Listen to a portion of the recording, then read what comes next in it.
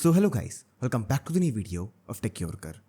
In this video, I will guide you with how you can use new Apple Music Pins feature in iOS 26 on your iPhone or iPad. So now you can pin your favorite music, playlist, album or the artist on the Apple Music app. However, for this, you need to update your iPhone or iPad to iOS 26. So let's see how you can use this feature. First of all, open the Apple Music app on your phone. Now here, on the bottom bar, tap on Library. Now here you will see various options like playlist, artist, album, songs, etc. So for now, let's open artists. Now here I have two artists, One Direction and this one. So let's open the first one. So let's say I want to pin this. For this, long press it. Now here you will get various options. Here tap on Pin Album. And this will pin the album.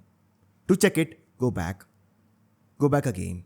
And as you can see here, this album is pinned in the library. So this is how you can use new Apple Music Pins feature in iOS 26 on your iPhone and iPad.